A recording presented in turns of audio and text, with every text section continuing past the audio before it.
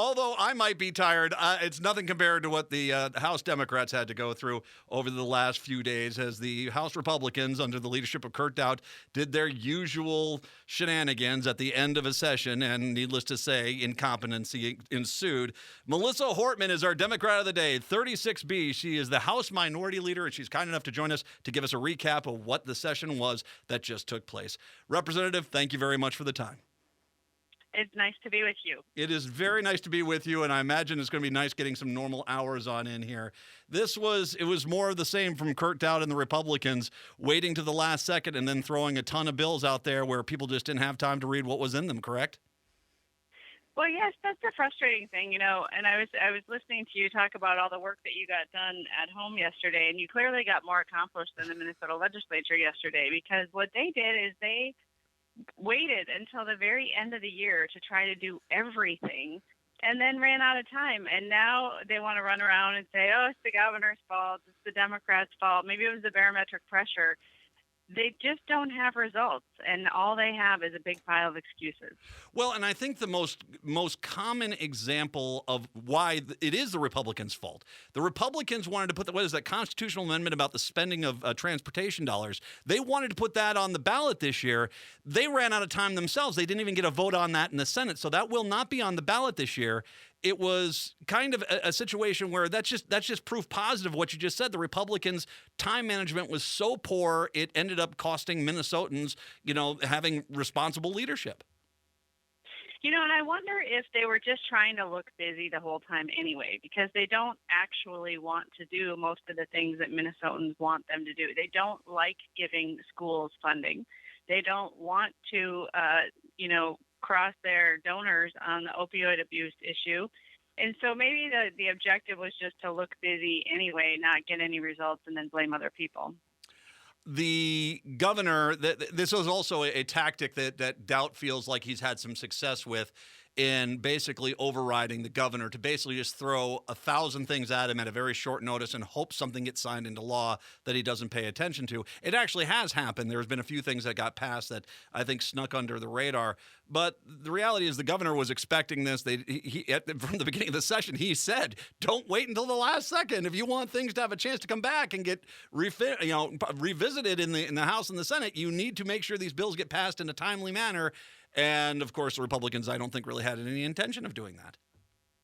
Well, you're right. The governor has got their playbook down. It's been the same playbook since 2011. The Republicans were in charge under Mark Dayton for 6 of his 8 years.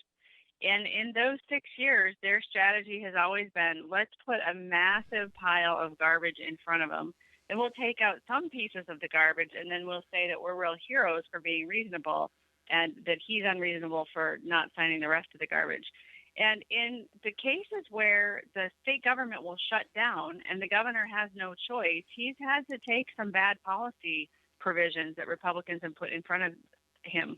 But this year, what they miscalculated is nobody needs anything. This is the second year in the budget cycle, and so the budget's already in place. If the governor didn't sign a single bill into law, nothing would stop functioning in the state of Minnesota. So really, it was in their interest to work with the governor. They just couldn't bring themselves to do it. Let's talk about what happened in the House, though. I mean, my goodness, you and I have talked in the past about the palatable disdain that the Republican leadership has for the mere existence of Democrats being in the House. That seemed to be, once again, the modus operandi of the Republican Party, whether it was gun control bills, hands-free cell phone usage, or just, hey, can we see the bill before the 990-page bill more than 2 hours before we're supposed to vote on it? It was the level of disrespect, yelling, and just mean-spirited nature of the Republicans in the House. It was quite palatable. I don't think anyone missed that this time around. Well, and 2 nights before the end of the session, Speaker Dowd was pretty frustrated with life because he wasn't getting anything done, and he started muting Democrats on the floor. And this is just not something we do in a democratic society, is mute our opponents. That's sort of the way they approach it maybe in China or Russia. But in a democracy, you might be irritated by the minority party, but you don't have the right to mute them. In the instances where they did work with us, they had success. And so if they would have worked with us more, we could have done more this session. The bonding bill was a great success because Democrats were involved. The pension bill got through because Democrats pushed from the word go. And if they would have worked with us, we could have done something on the opioid abuse epidemic. We could have done something to remedy the fact that seniors are being abused and neglected in nursing homes in the state of Minnesota. We could have done something on distracted driving. This is the one that's super irritating. So we find out that there's 54 votes in the Republican caucus to enact the distracted driving reforms, to go to hands-free. But they won't bring the bill to the floor. It needs 68 votes to pass. They know there's well over 14 Democratic votes to do the distracted driving bill, but they won't bring it to the floor because 13 members of their caucus are opposed. That's an outrage. Well, and it was interesting because this, and we've talked about how these Republicans, especially metro area Republicans, are trying to reinvent themselves as these moderates. And one of the issues a lot of Republicans in the metro area were trying to push with this, I'm for this, for getting hands-free devices, getting rid of distracted driving as best as we can here in the state of Minnesota. And I mean, more was Dario Anselmo of Edina was one of the ones that was championing this bill. It was a shock that every Republican voted down bringing the bill to the floor. I mean, that just tells you where their priorities are. They're very out of touch. The leadership of the Republicans in the Minnesota House has a very skewed view of what the average Minnesotan wants or is interested in. They've been spending too much time with Republican caucus attendees and have no idea where the middle actually is anymore. We used to have sort of the Minnesota way, which was we were in partisan warfare on a couple of those issues where we strongly disagree, minimum wage, choice. But now we're in all-out partisan warfare on everything. And it's so unnecessary. It's really held back our accomplishments as a legislature of what we could do together. This will go down in history, I think, as the least productive Minnesota legislative session, I think maybe in history, but definitely within about 10 years. You did talk about the pension bill. That had wide approval. I think a lot of Republicans were terrified against going against that bill, frankly, in this election cycle.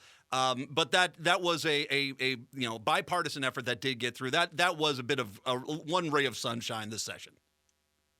That's true. There are two silver linings: the bonding bill and the pension bill. The rest of the session is really a total fiasco. You look at the very first thing Republicans did. They couldn't wait to get it to the floor. They were in a big hurry. Let's get this raise bill to the floor. Let's raise our pay 45%. We can't do anything else until we vote ourselves a huge raise. And then the state employees had to wait on their pensions for the closing minutes of the legislative session. Several months after state legislators took care of themselves, they finally got around to the things that benefited other people. But the really, really irritating part about the session was big money coming in and killing the good work we could have done to try to prevent some of these opioid overdose deaths and some of the abuse and neglect that's happening with elders. When you have a political party like the Republicans in control of the Minnesota House and Minnesota Senate who are listening to campaign donors instead of suffering Minnesota families, you have the wrong people in charge. The bonding bill, I will say, Representative, and once again, Representative Melissa Hortman, the House Minority Leader, joining us today. When you bring up the bonding bill, that sounded like it was more of a mixed bag. I mean, there were some concessions because clearly there's a lot of pork in this for the majority party, and they want to get this bill through. Dayton was very clear that some things had to be in there. But I mean, you had a large chunk of concrete fall out of the river, the River Center parking ramp the other day. I mean, clearly that needs upgrades, and they less than money than requested there. Other things, Stone Arch Bridge, talking about the veterans homes and stuff. It has money for the veterans home, but it basically it's going to be used in the Vikings reserve accounts as opposed to what I think most of us would justify. Sure, if you need to raise a few tax dollars to go help the veterans, why not? By all means. I mean, just this shifting of money around. The education stuff that came up later on was also kind of it seemed a little bit of smoke and mirrors. Do you really feel the bonding bill was a good success, or are we kind of still looking at it as it's imperfect, it's sausage making, so henceforth it's ugly, but yes, it's good enough? Definitely sausage. I mean, I think the worst thing about it was using a stadium reserve account for those veterans homes, and that was taken out. But there is a really questionable budget piece in there because Republicans just can't allow themselves to vote for a bonding bill that's larger than 825. They use this shift and gimmick by selling bonds and using revenue from the Environmental Trust Fund. It's really questionable whether it's even legal what they're doing. And then number two, you definitely have to pay a higher interest rate. So I think if you're a fiscal conservative, at some point you just have to say, this is stupid. Why are we playing this shell game? Let's get the cheaper general obligation bonds and do it the right way. But no, we had to go through the gymnastics of this potentially illegal funding mechanism just to get a decent-sized bonding bill.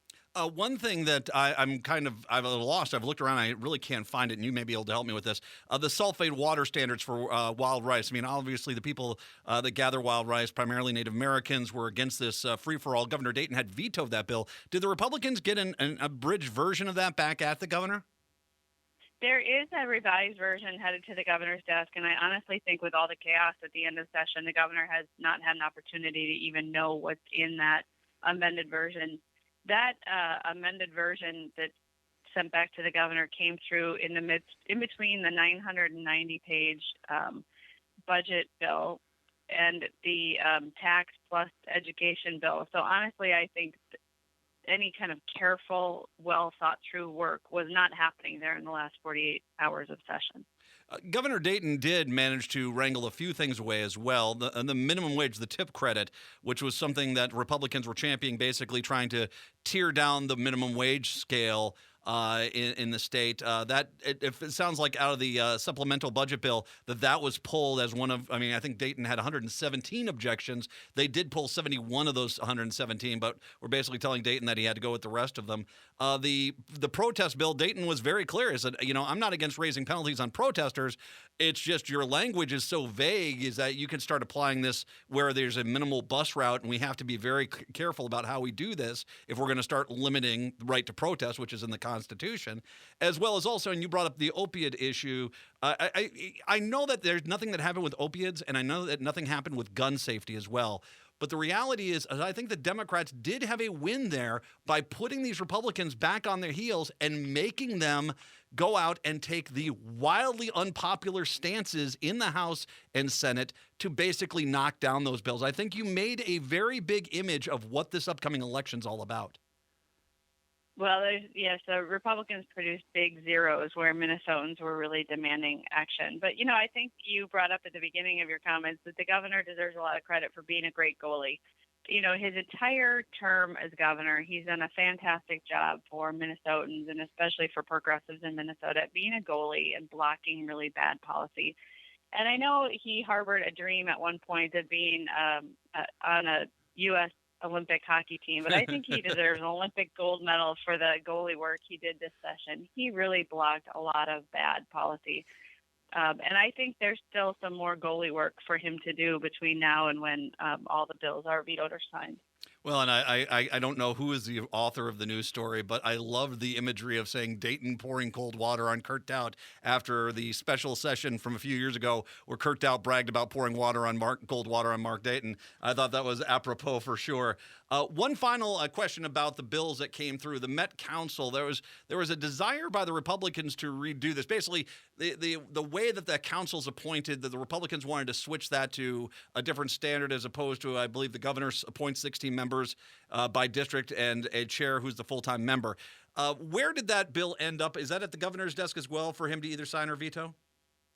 I think there is a standalone that made it through the process, as well as that provision originally at one time being in the 990-page monstrosity. I think the standalone did go. I think that the governor's indicated in the past that's not something he's interested in doing.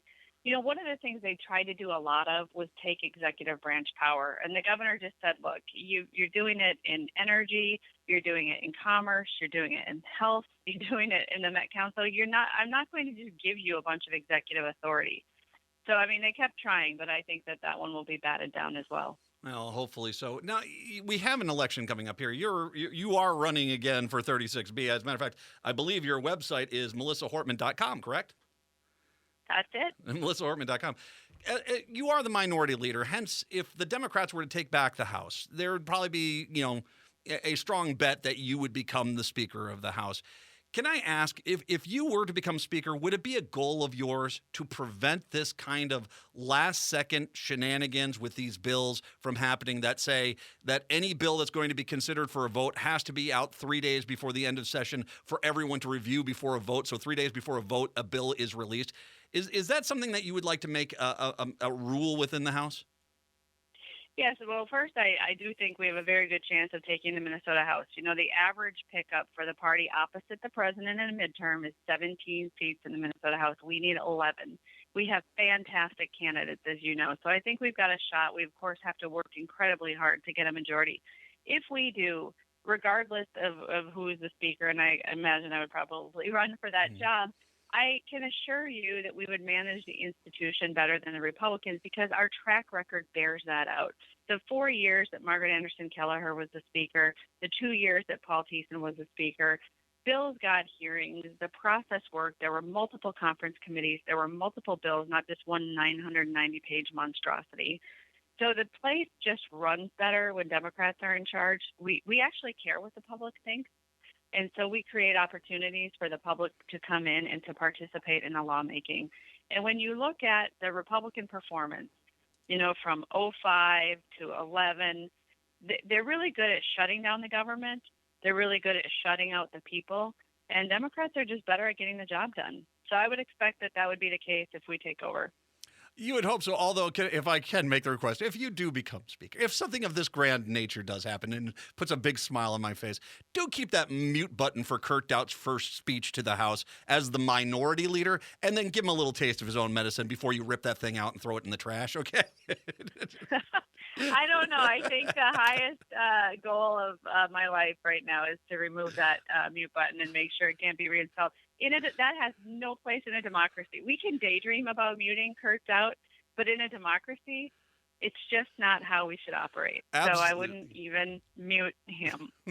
But yeah, I'm glad that's another minor step one if the Democrats take back the House. I do have a listener here that's asked about preemptive. I know that was a big issue of the Republicans. If you don't mind me asking about that, I know Republicans like to talk about keep your big city slicker noses out of our business and our districts, but they sure hate it when Minneapolis or St. Paul does something because then they can't help but stick their nose into into those districts through a preemptive bill. Where do you think preemption is going to go? I mean, this is not going to stop. I mean, this is what the Republicans, not only here in this state, but nationwide, this is their big goal, is to try to prevent the major cities from overruling the state governments, which have not taken care of their own citizens. And this is basically a way for them to say, no, you can't even do that. Well, this is the problem with today's Republican Party. It is completely controlled by corporate interests that want to squash the power of the people. And so the corporate interests that really are driving the Republican Party of today don't want to see things like minimum wage increases in cities like Minneapolis and St. Paul, or better sick leave standards. So there used to be a Republican Party that had moderates, that had good corporate citizens in it, and this sort of total dominance by Koch brothers type interests means that they're just really focused on squashing populism wherever it can crop up. And I think it's really up to voters this election to show up and make sure this completely special interest dominated Republican Party doesn't have another chance to screw up another legislative session. I think for the Supreme Court ruling today proves once again, it's like these elections have consequences, and that Neil Gorsuch seat was the deciding factor in that election, in that Supreme Court ruling. End of story, end of discussion. Anyone that wants to sit there and say, oh, well, it doesn't matter if a vote, for goodness sakes, if we haven't learned that lesson yet, I don't know what it would take to do so. But once again, the House is in play. We got the governor's race. We've got 2 Senate races. We have all 8 Minnesota House seats, and we've got statewide offices as well. There's a lot riding on this election, and once again, nothing would put a smile on my face more than seeing Representative Melissa Hortman as the Speaker of the House in the next session. Your leadership, can I say, Representative, your leadership against such an obnoxious foe has been exceptional, and I really have been proud that DFL found you to be that voice there against the mountain and tidal wave of belligerence that was coming from across the aisle. Well, thank you. That's very, very kind. And I think the points you make about the election are well taken. There's never an election that doesn't matter. People like to say things like, "This is the most important election of our lifetime." Not true. They're all important. Every single election, every single level, because people who run for city council make really important decisions at the city level, and sometimes they go up through the system. So every election, every time, we all need to be there and make sure we're voting for good people. MelissaHortman.com. You can help out her campaign. I imagine door knocking is going on as we're into the nicer months here. After, you're going to get a few days worth of rest, hopefully, after this last weekend. MelissaHortman.com. MelissaHortman.com. I'll link to this a little bit later on. But all my best in your election, and God willing, you are going to be the majority leader next session. I really do hope that's the case. Well, thanks a lot. I hope you have a great rest of your day, and I've got to catch up with you on my gardening. No, my pleasure. I'd be happy to help you. It does help to have some kids that you can subject to helping out, whether they want to or not. So that's the case. Representative Melissa Hortman, the House Minority Leader, kind enough to join us. Democrat of the Day will spotlight that one as well. Thank you, Representative. Thank you. Take care. Take care. MelissaHortman.com. We'll take a break. Come on back. It's the Matt McNeil Show on AM 950.